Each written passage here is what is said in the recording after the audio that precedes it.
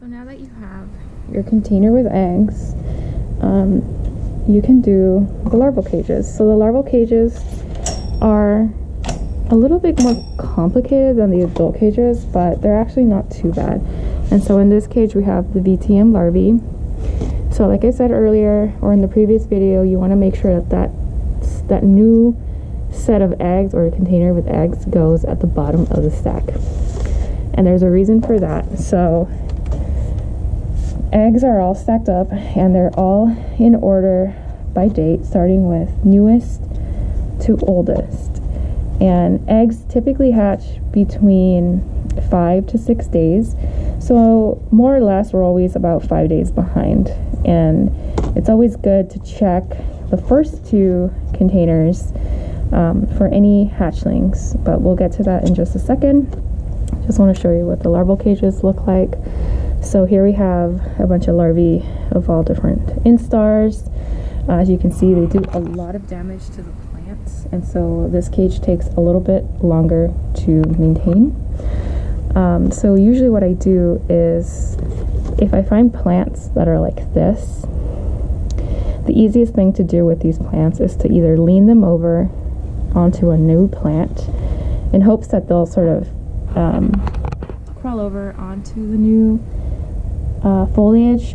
But if you have extra time, I'll usually grab some clippers, clip this down here, and lay these stems on top of some new foliage. And that way you kind of can't guarantee that they'll move over and not continue to feed on the stems. And that's only if you have some extra time. It doesn't really take a lot of time, but it definitely helps shift over larvae because they can be very hard to move manually. And so the larval cages, what you really need to focus on here is making sure you check for any hatchlings, and that the hatchlings get transferred on to a plant in the cage. And so we'll grab some tweezers and a brush, and I'll show you how to transfer them. So we should have a small brush like this, just in case you need to brush some larvae, and some flat tweezers or forceps. So like I said, you go to the first 2, usually those have some hatchlings, and what you want to do is check for any of these eggs that have hatched. I'm not sure you can see them very well, but you can definitely tell that there's like little tiny larvae on there. So with this, you're going to move some tweezers. If you're really good with tweezers, you can just put these eggs directly on a plant like that. And do the same with the next batch if you find that there's more. And you can just literally lay them like that on a leaf, and they'll eventually spread out and walk on the leaf and continue or begin to feed.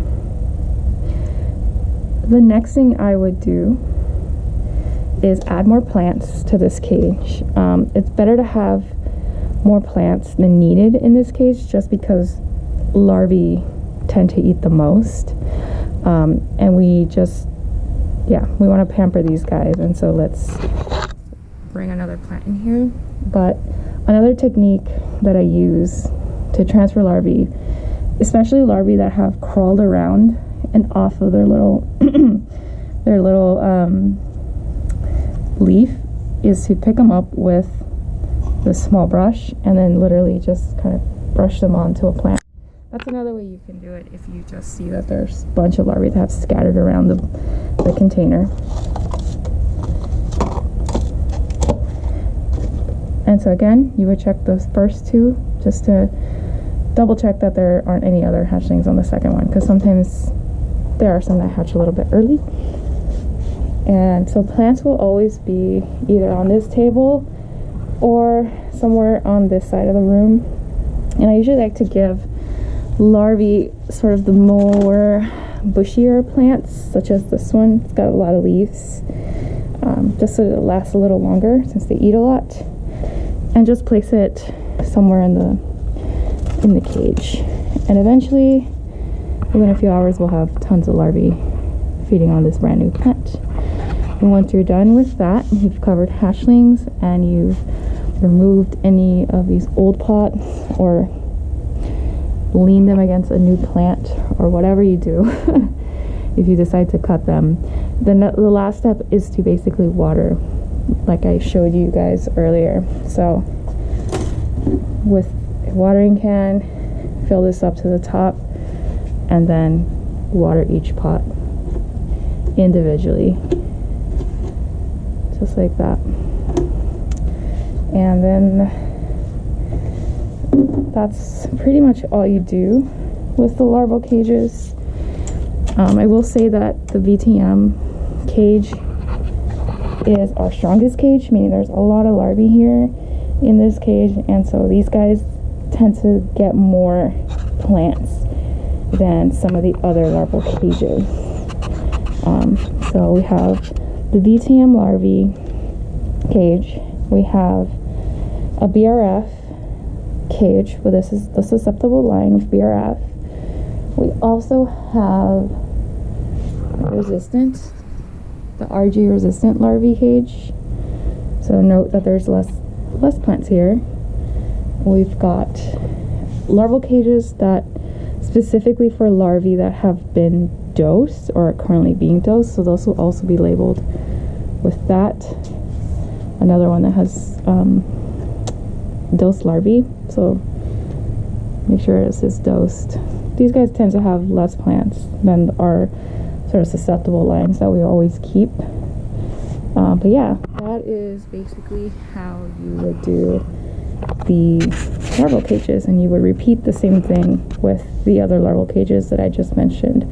One thing that I do want to note is that we have a Wisconsin cage here.